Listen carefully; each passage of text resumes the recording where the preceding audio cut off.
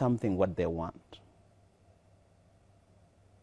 Someone who really have, again, low self-esteem will use everything to put down others. So there are those people. To me, my response to them is not with the hatred.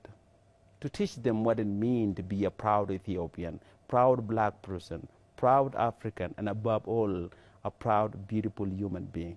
There's many of them who don't know that. And so that's how I see that they may label my Ethiopia with it.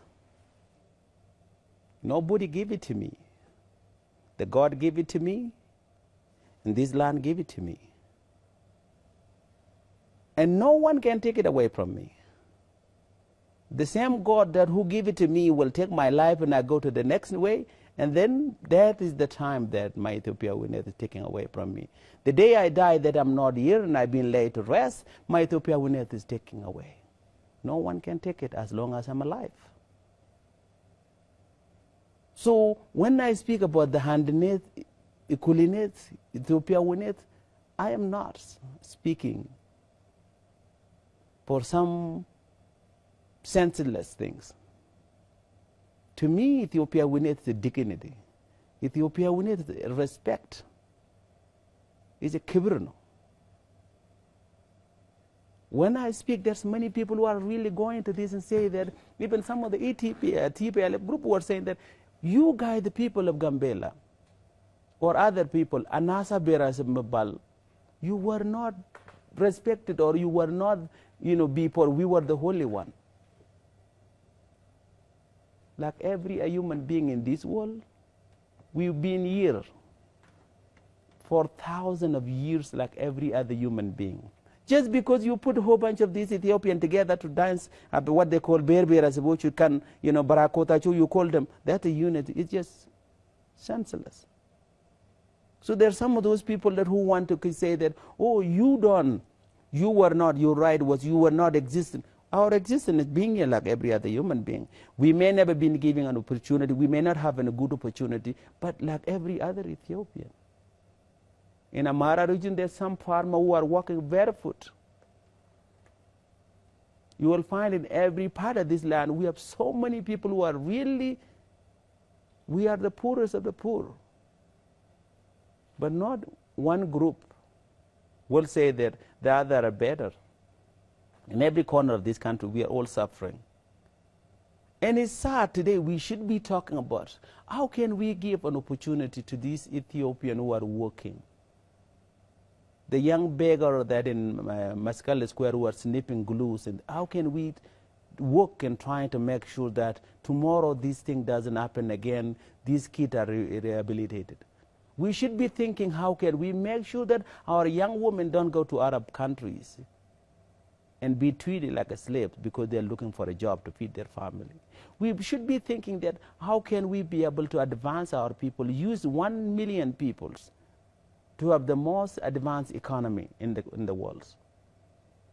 And instead of talking about things make us to be a better people, we are talking about nonsense thing that, this flag doesn't represent me, get up out of my land, you've never been here, my language is not spoken, just the nonsense thing that holding us back. So my question to say to you is that those people who are being labeled and speaking about Ethiopia, about unity, to me, those are the ones that who are doing the right thing. There were people who are drunk with ethnic politics. They are toxic. The ethnic politics is deep within them. Our future should be looking forward, not backward. Anyone thinking backward will not go forward. This country, we were not perfect. We were not built on bringing roses. To build a countries, no country in this world has been built on that. But our future should be looking forward. Our struggle should be forward-looking, not backward-looking. Menelik has done this. Asayuan has done this. Theodros did this. Menelik did this. Haile Selassie did this. Mallas did this. Should we not be talking? What kind of Ethiopia do we want to have? I have Another question which regards to, the current change. We have been dreaming about the change, and we have seen several unrests in different parts of Ethiopia. And after, making sure that we have reached at that point, and now we have witnessing, hundreds of thousands of people, displaced from some regions, and we have also witnessed, mob justice in different parts of the country. And how do we sustain this change and, reach at the point that we always have dreamed about? You mentioned a very good point. One thing that we need to come and ask ourselves, and each of us should look into that very careful, just to ask ourselves, right now, Ethiopia, we have more internal displaced people anywhere in the world. Almost, I think, by numbers, 1.6 million or 1.8 million people have been displaced. More than 1 million people? Yeah. We can say. Yeah. Before last year or a few years ago, Syria had more displaced people, but now Ethiopia, passed that. For one reason, and the reason that I could say that is the result of the ethno-politic structures. These, violence that happening in every corner of our countries, it has a result of ethnic politic structure. During the Dirk, during Haile Selassie, you did not have many Ethiopians who kill each other because of the land issues or because of something they've been displaced. So this is the come again based on a fake and a structure and healthy political structure of the ethnocentric idea. The failure of that is what caused us to be. And what is pushing it? Because there are some people who don't want the change that we have. The people who don't want the change we have, they want to use the violence to justify that Abiy cannot lead. He's not capable to govern. They want to create anarchy. They want to create chaos in every corner of the countries. The same people who used to live the same land, they drink from the same river. In Somalia, those who kill each other between the Somali and Oromo, there are people who live there. Even if you put them together, you cannot see the difference. Yeah, but some people say that, we don't have to always, point our fingers on somebody else. Sometimes we have to take a look at the inside. As we all know that for the past 27 years, ethnicity has been propagated in a very well manner. That's what I mean. And that's a result of that. Yeah, so they say it's all about the awareness. Some say that. But again, awareness, how can you have an awareness when people are being told that they are enemies? When they've been told that this so-and-so took your land? When people who used to live together? So this is the system of that. That's what I say, when you grow something, you will harvest it. So this is the result of that. So the result of these ethnic, where we capitalize or divide, our division, what divided us get to that point. And there are some people who are inciting that. What happened in Burayu, what's happening in every part of the places. So these are really a part of the system which was set up, an ethnic politic, it reached at that maturity. And now the rule of law doesn't exist.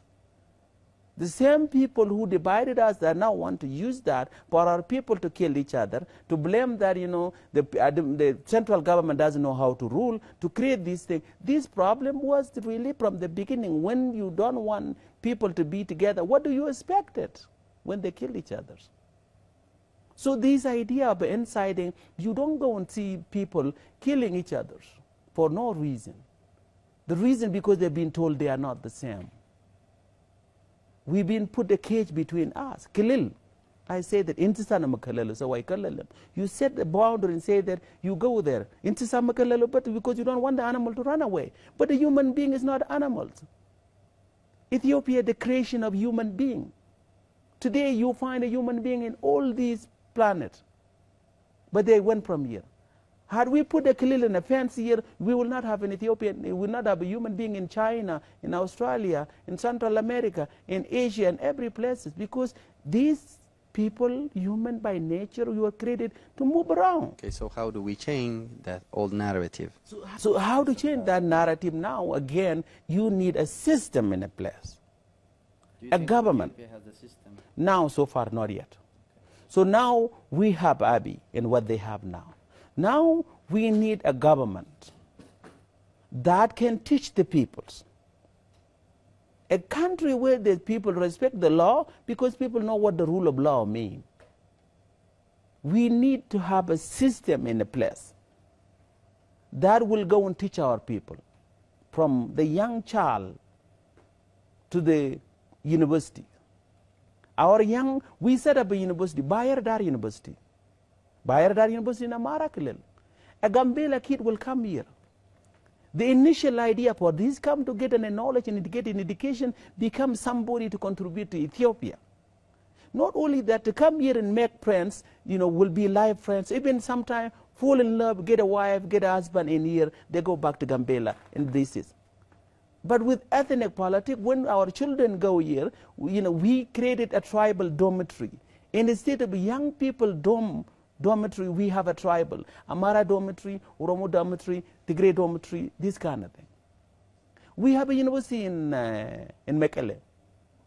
A Bayar Dar kid supposed to go there, and then a Somali kid supposed to come there, a Afar kid from the south from there, to meet there as Ethiopian youth, the future of tomorrow, the leader of tomorrow, to meet with each other, make friendship, build family, go back to their region or get a job somewhere else. But the system is not being set up that way. And the government have to come up with a platform that from the get-go, from elementary school, even from home, we have to teach to be part of the education system. When you see another kid, you are seeing yourself. Their ethnicity may be different, but they are part of you. Love them, respect them, support them, care for them. To me, Ethiopia had more than 86 different ethnic groups. Each and every ethnic group is like a flower with different colors. We need to appreciate the beauty of these colors. We need to appreciate the beauty of this flower. We need each one of us to nurture this garden of Ethiopia. The garden of Ethiopia is our look, our ethnicity. But the ethnocentric doesn't even see that we have our beauty within each one of us. So we need to teach our children. When you see another Ethiopian, you see yourself. When you see another ethnic group, their color may be different. Their language may be different. The way they look or the culture, their worship may be different. But they are you. They are part of the garden of Ethiopia. A garden will never be beautiful with one flower. Many flowers will make it much more beauty. So we don't know that. A government has to set that system up. We have to talk about it. We have to have a platform like this where we will be able to teach ourselves what it means to be an Ethiopian, what it means to be a human being. What stake do I have on my neighbors? I should be caring only for my family, for my ethnicity. That is against God's law. God said that by being a human being, you are better than other human beings. Because you have an emotion. Because by being you are a human being, you have a responsibility. Like if I collapse here today, all it takes is for you to be a human to call ambulance. I can fall down and die in front of my dog, in front of my cow. Even in the Western world now, the dog will make noise. By being a human being, you will never allow me to fall and collapse and not come to my aid. But ethnocentric politics say that because you are an Amara, you can die there. There's not only against morality, not against injustice, against God's law. That's what ethnic politics is. So how do we change that? A government has to put a system in a place where we will teach our people what we have been taught to unlearn it. The hatred that we are being brainwashed with, that consumers, we have to unlearn and take it back. So it is not only the role of the government, it's the role of each one of us. People who are listening to me, If you are someone who really have a negative view to what another Ethiopian, because they don't belong to your ethnicity, now you have to be a grown-up person. When you were born, you did not have a language, culture, religion. You were a human being. The day I was born, had I been adopted by a Chinese, I would be a Chinese. What I would take from Gambela may be the darker skin, because the Chinese don't produce a darker skin there. So it's not our choice. It's not our choice to be who we are. Yeah. So that's what I mean. We have this kind of process now to kind of reclaim our humanity. We have to reclaim our humanity. We have to embrace our humanity. We have to go back and reclaim our dignity, which has been taken from us just for a short-sighted politician who want to use to rule Ethiopia. To rule Ethiopia, their selfish, narrow-minded agenda, we all suffer. There's Africans say that when two elephants fight, it is the grass that pays the price. The grass of Ethiopia is in Amara, Uromu, the Green, Nanyuak, Adia, Kambata, Somalian, Afaran. Those are the grass. Because those narrow-minded politicians want to rule Ethiopia. They want to divide Ethiopia, because what I mean is someone who don't love themselves will not rule the country. Someone who will not love themselves will not run a family. Someone who doesn't love themselves will not give love to others.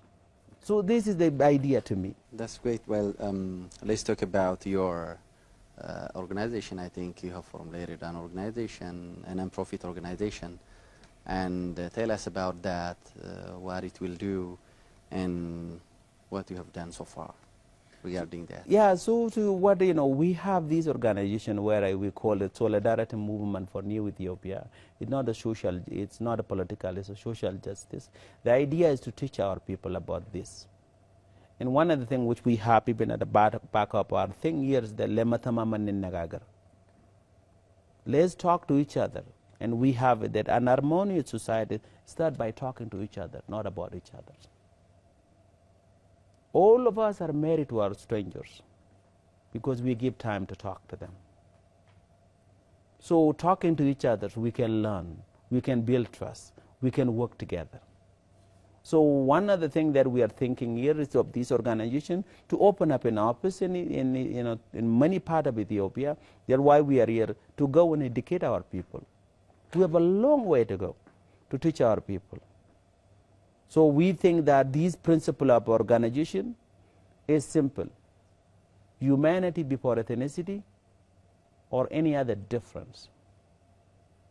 The second motto, no one is free until we are all free. Justice will not come to the Tigrayan until it comes to the all Ethiopian, even if the Tigrayan in power.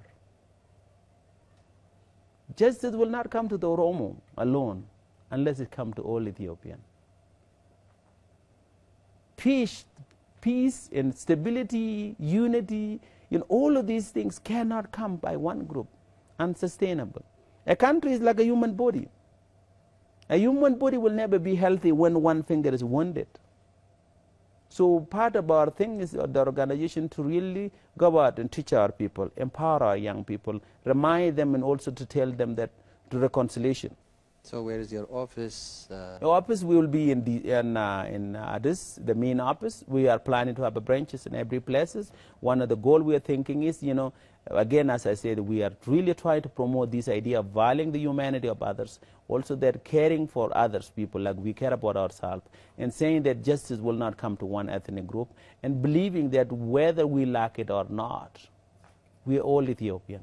We share the same land. The blood goes through our veins. It's not the tribal blood, it's a human blood. That which one of us takes to care for our peoples. And when I say our people are not our ethnicities. So to promote this idea, and then trying to say that the solution of our country is through dialogue, reconciliation, to talk to each other, not about each other, to agree to disagree, to say that we are a brother and a sister. We can disagree our idea, but our Ethiopianness will always be there. So our people as a country will always be there. That's one thing that we're planning of wanting to do, teach our people, go to school. Like for example, with many things we can learn. Recently, we met with the Gamo elders, we met with the Bagada Borom the Oromo, we met with the Gurage elders. There's so many culture, rich culture, how we resolve dispute and conflicts and violence and peace among our people. We need to go and learn from our elders, from our families, from every culture of Ethiopia. Instead of going to go and run and bring some of this foreigner system of bringing here, let's take it from our people and build that within them. Most of the justice was being done in this country was done under the trees. Ethiopia did not survive because of the Western or white people rule of law. We have a rule of law of how we resolve a dispute. So what we are hoping is a mindset, to change the mindset of thinking, to teach our people to have self-dignity, self-respect, to care for one another, build trust, and eventually then create an healthy, much more vibrant Ethiopia for all. A new Ethiopia, a new thinking. And Ethiopia that not based on ethnicity. Ethiopia that based on volume, the life, the precious life of a human being. A human life is so precious, there's many people who don't know that. So this is the kind of thing that we are thinking of wanting to do in this country, even to the point of teaching our young people that it is okay to lose. Losing is part of society. If you continue and compete in an election or someplace and you lose, accept it if you lose with humility. You don't have to kill. One has to live in a country where you don't have to kill because someone win an election. You don't have to be killed because you have a different opinion. You don't have to be killed because your ethnicity is different. So, a healthier society is when you have healthier peoples. And to have healthier people, you have to teach them with a real knowledge that can help them. And we see that part of our society, because if we have a healthier, vibrant, young Ethiopian, they can be able to elect a good leader that can be good for all Ethiopians. So, you have to invest in your young people. You have to invest in your future, because right now, a Mara kid or some kid from Gondor, from Bayardar, from Gambela, they may be somebody else's children. But at the end of the day, they are the future of all of us. I know you're active in social media, and you have been, doing a lot of things on the social media. And there is this culture recently in Ethiopia. A lot of people, especially use the social media for different purposes. And there is a new tendency that we have been witnessing in Ethiopia, and a lot of people, young, people use it for non-constructive, things. So what do you say on this? What's your message for them? This is not only an Ethiopian problem. This is a world problem. Today we live in a world where technology is in our tip, our fingerprint tip. Yeah, so awareness. Yeah, because it is a big thing. Yeah, it is a big problem. Not only here, even in America, there was a talk that an American president who's been elected today was a result of this kind of election, a foreigner involvement there. So it's not new to us. It's almost a world issue, a world problem. How do we deal with this? Is again one of the things that could be done for sure. There's some people who are using fake names to really do that and find it. I think Facebook has found it now more than 5 billion million emails that was fake. Try to find those people, and for people also that to really look at for those who are promoting this kind of hatred, because it can cost life. It can destroy a country. It can destroy a society. To talk about those and trying to identify who those are. So to some of the younger people who are really saying that there's some people who want to send a message, in particular those young people who want to promote these things, to tell them. And hatred will not bring life. It only takes life. So to those who are promoting ethnic agenda, the message I want to pass on to them, stop it. It's not helping you. Hatred can take life. Love can multiply it. So to those younger people who are out there, young Ethiopians, that's the message I want to tell you. is simple. Don't promote hatred. It's not going to help you.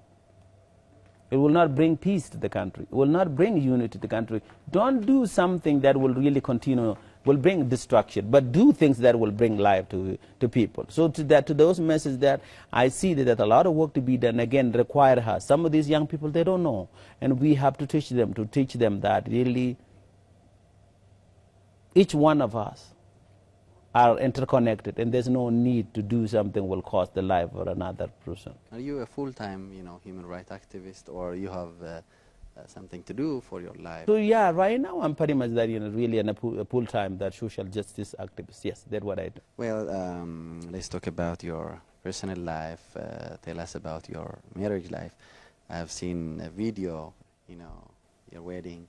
There are a lot of, prominent peoples, engaged in or attending your ceremony, and it was really nice to see all Ethiopians having fun and celebrating your marriage. And tell us about your wife and your family life. Yeah, so yeah, my wife, definitely my wife is it's a young girl that I know when I was a kid. We go back as a kid. We went actually to the same elementary school in Gambela. And then we separated in a different way. I went on my way. Then when I got through involved with the human rights work, then I met her. So, she was living in America. I met with her. And then by that time, she was single. Then, I was also single. Then we hooked up. We were friends. And then, from that. So, the life of activist is not easy because, you're on the phone all the time. You're traveling a lot. You're on email or you are on the computers and all of these things. But, after we've been, together, finally we say that, okay, now it's a time that to get married. And something amazing was, we got married and then change was coming in Ethiopia. And as you see that, it was very, I wasn't wanting it actually, but I was planning to make it a simple wedding. But my wife wanted to make it, bigger. But my goal was not to have many people. But we turned out that a lot of people came. And so it was very Ethiopian in a way that everybody was there from different group, different ethnicity, different kind of things. And it turned out that it was very good because it was a ceremony, a celebration of life, and and then also the one thing that I see through this work that I do, I have met so many Ethiopians from every walk of life, from every ethnicity, who enriches my life. I am a better human being today because of so many Ethiopians whom I would have never met.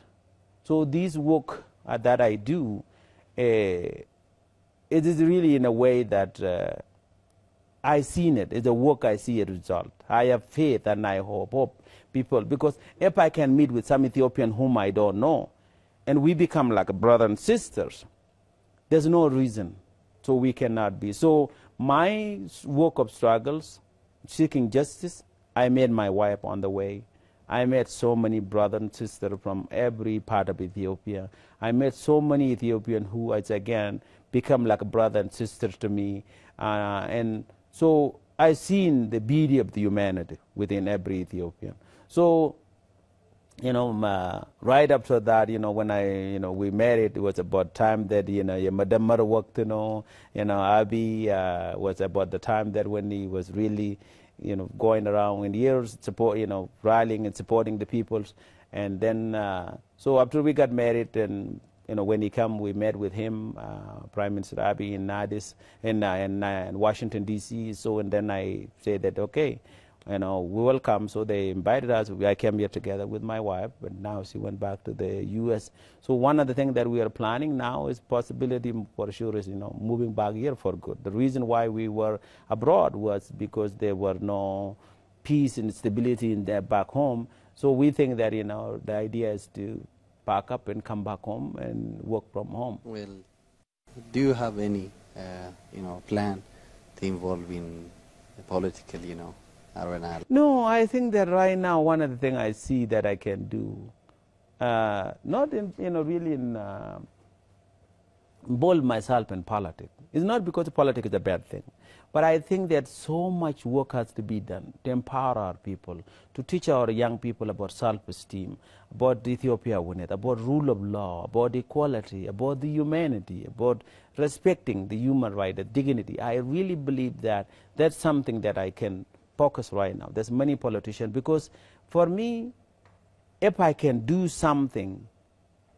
to create a much more vibrant young Ethiopian who are full of life, full of self-esteem, full of dignity, who respect and love, those young people tomorrow can be the best leaders that can build these countries.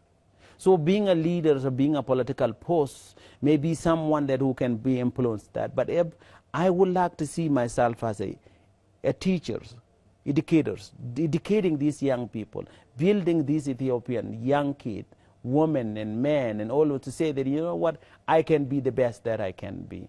And so if I can help contribute, build those young people, tomorrow Ethiopia can elect a young man or young woman who from any part of Ethiopia who can really come out and shine for the whole of us. So I see that I can play that role of trying to teach our young people, empower people. I see myself as someone that who can empower the peoples.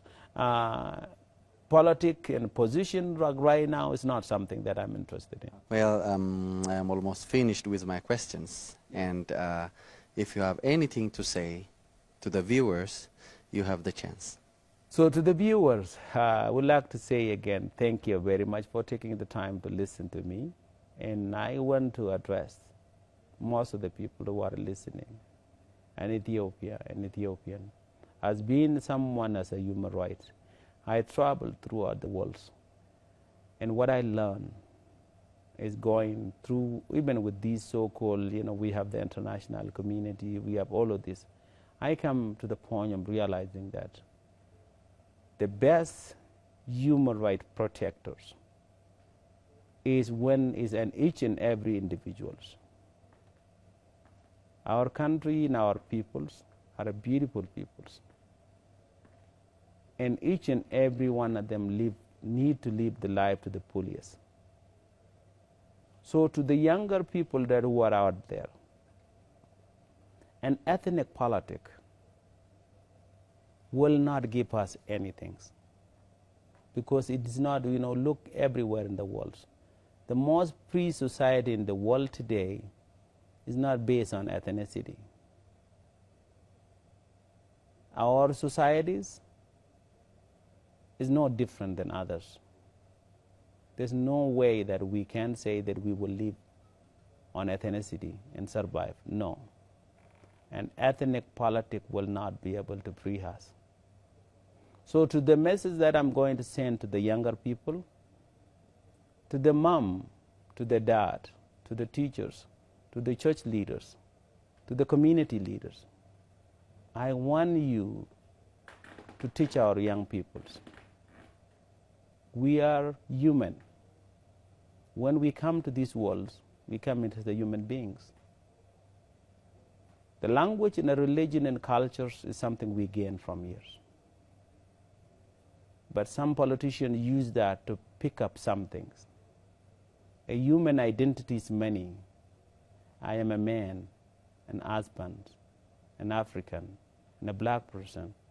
But what complete me is a human being. By being a human, you have responsibility, not for yourself, but for me. So our country is, blessed with abundant natural resource. Ethiopia has not been given to us by foreigners, by political leaders, by government. It's been given to us by God, who loves us all equally. Ethiopia belongs to the Ethiopian peoples, not one ethnic groups. The politicians who come and led us in the past, they took away our humanity and replaced our ethnicities. And where the ethnicity took us, we all know. Now it's about time to create a new Ethiopia that based on valuing the humanity of Ethiopians. And I want to call on each one of you the better, the brighter, the more hopeful, the more prosperous Ethiopia future is ahead of us, not behind us. Our struggle should be a future-driven, not a backward-driven. Ethiopia belongs to all of us and belongs to our future, to children of all of us. So please, ethnicity will destroy us. We should not follow that path. You have the right, but our right, all of us, have the responsibility as well to care for others. So I want to end this. We now have the time to teach our people, to empower our peoples, to love ourselves, to love our family, to love our neighbors, to love our countries, and above all, to love the humanity. Anything less than that will not bring us anything. So until we meet again, please be a messenger of peace and love and unity, because Ethiopia belongs to all of us. It should continue to be. And if we have faith and hope, there's no reason why we can not thrive.